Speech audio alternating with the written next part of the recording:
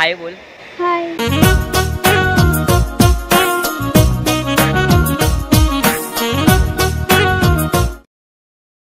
तर नमस्कार मंडळी, स्वागत आहे परत आपल्या एका नवीन ब्लॉगमध्ये. तर आज मी जातोय दगडी चाळ आणि टेंबी नाका ठाणे देवीच्या दर्शनासाठी. तर मग चला आता.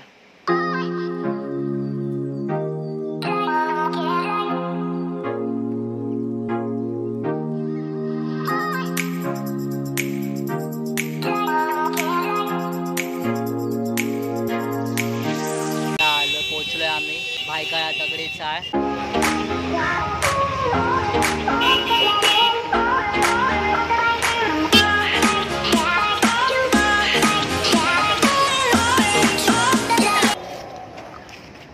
यार तुझा फेस नको दिसतो.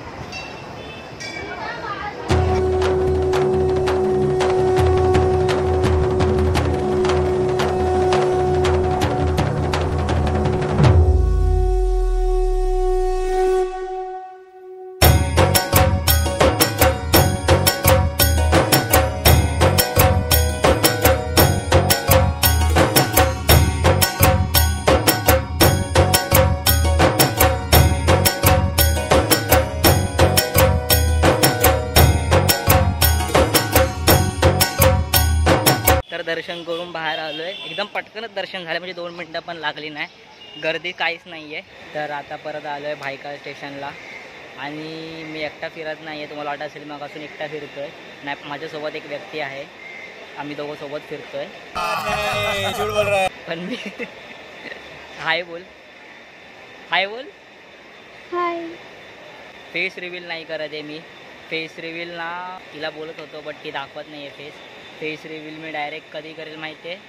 कधी? 1000 सबस्क्रायबर्स. फेस रिव्हील होणार 1000 सबस्क्रायबर, 1000 सबस्क्रायबर झाल्यानंतर.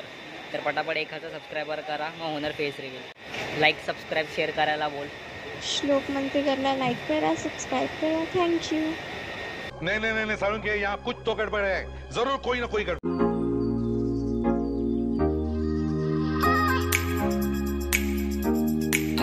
तर पोचलोय आता ठाण्याला.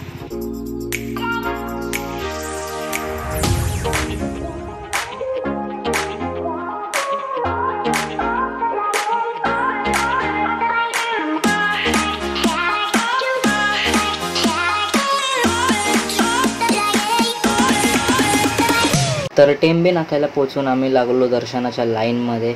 आणि लाईन फारच मोठी होती, खूपच मोठी. तर 1 तासाच्या वेटिंग नंतर फायनली आम्ही आतमध्ये शिरलो आणि आम्हाला मस्तपैकी एकदम दर्शन भेटलं.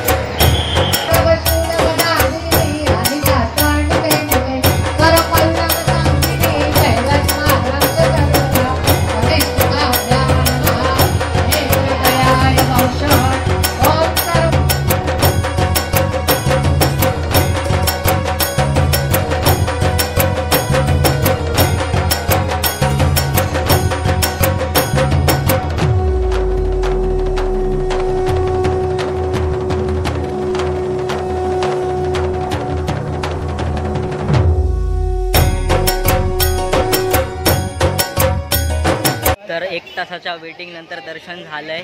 आणि भैया गायकवाड केक मेकर अध्यक्षासारखा टिक्का लावून मी बाहेर पडलेलो आहोत.